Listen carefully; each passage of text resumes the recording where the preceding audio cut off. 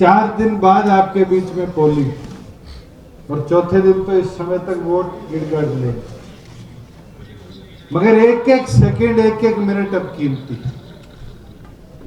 और आज हमें निर्णय लेना है कि हमारा जो वोट, हमारे जो मत का अधिकार है, उसको हम अपने भविष्य के अंदर 4 साल सरकार में रहने के लिए वोट डालकर इस्तेमाल करेंगे, या एक झूठ अपना पराया की वहां विपक्ष के अंदर डालने का काम। बुजुर्ग युवा साथियों, आज 57 एमएलए सरकार के और विपक्ष के पास पहले 30 थे, 31 थे, अब 30 रहे। श्री कृष्ण जी हमारे बीच में नहीं है। एक बढ़ जाएगा तो भी सरकार तो नहीं गिरती। हाँ, एक दल और है जिसके पास एक विधायक है, वो भी कहते हैं राज बदल देंगे। उस परिस्थिति में मेरा तो आपसे यही निवेदन है कि आज अपना वोट अपने विकास के लिए डालो। ऐसे व्यक्ति को नहीं जो ये कहता हो कि भाई मेरी पहचान तो बाबू बेटों के साथ है, मेरी पहुंच तो है वो बाबू बेटों तक। हमारे बीच में आपके बेटे, भाई और हमारे साथ उम्मीदवार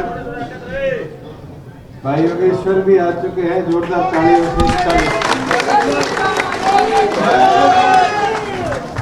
योगेश्वर जिंदाबाद, जिंदाबाद, जिंदाबाद। साथियों, मैं तो एक चीज बोलना चाहूंगा। एक कहता है मेरी पहुंच तो आज बाबू बेटों तक, इसका मतलब तो फिर चंडीगढ़ तक, दिल्ली तक भी पहुंचनी। फिर कड़े जाओगे, रोहतक गेड़े मार के आना पड़ेगा, और वो भी कौन सा है, गांधी चौक, डी पार्क। फिर तो धारी पहुंच डी पार्क तक है। योगेश्वर तो राष्ट्रपति भवन भी गया हुआ है, प्रधानमंत्री के दफ्तर भी गया हुआ है, हमारे पास भी चंडीगढ़ आता रहता है। अब पहुंच डी पार्क तक रखनी है या सरकार में ऊपर से नीचे तक काम कराने के लिए रखनी है, ये फैसला बड़ौदे की, मदीने की जनता के पास। बुजुर्ग युवा साथियों, आज बारी बारी कहते हैं किसान का हमने भला किया। क्या भला किया? 10 साल में 73,000 एकड़ जमीन लूट खा गए हरियाणा के किसान, और लूट के किसको दे दी? एक सोनिया के दामाद को जो दिल्ली का है, खुद के दामाद को जो राजस्थान का है, फिर थारा हूं। हरियाणा में दिया कुछ? आज प्रदेश को उठा के देख लो, एक साल गठबंधन की सरकार को हुए और मैं गिनवा सकता हूं कि लगभग 42 करोड़ रुपए की सड़कों के तो एस्टीमेट मैंने पास किया, 65 करोड़ रुपए पंचायतों में दिया, बड़ौदा हल्के को 2 गर्ल्स कॉलेज देने का काम किया, 1 यूनिवर्सिटी देने का काम किया, स्पोर्ट्स के लिए इंफ्रास्ट्रक्चर देने का काम किया। भूपेंद्र हुड्डा कहता है कि मैंने विकास करवाया, तो 10 साल का रिकॉर्ड भी भूपेंद्र हुड्डा के पास होगा इलाके का। ये बता दे कि सांगी के तो बॉर्डर लगता होगा, लगता है ना, कथूरे के साथ। पूछने का काम करो कि क्यों रोहतक से सड़क आती आती 2 लेन की 1 लेन हो जाती थी। अगर कुछ दिया है सोनीपत को तो एक बाईपास दे के बांध बना दिया, किसान के खेत 2 हिस्से में बांट दिए। बुजुर्ग युवा साथियों, समझने की बात है। जो अपने पराया कहने की बात करता था उसने कभी आपको अपना नहीं माना।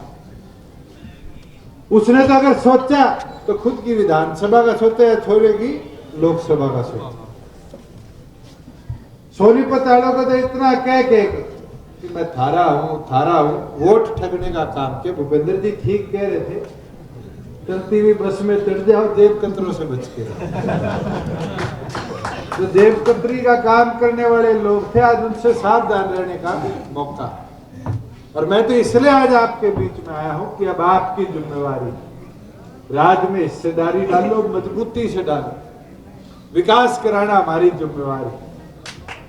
और आप लोग मजबूती से भाई योगी को जिता के भेजोगे तो ये गारंटी है आगे जाके इलाके का भी विकास होगा और इसको जिम्मेवारी देने की भी जिम्मेवारी हमारी है।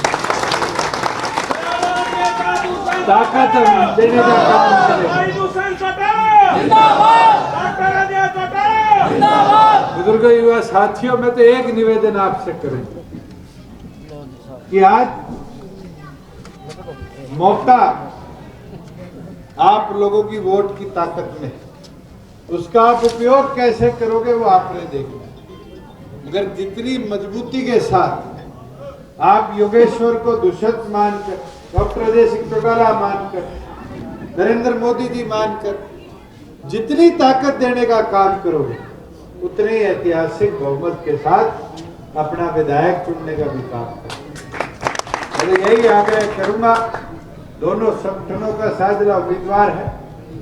3 तारीख को अपना एक एक कीमती वोट कमल का बटन दबाकर भाई योगेश्वर के पक्ष में डालने का काम करें और भारी बहुमत से जिताने का काम करें।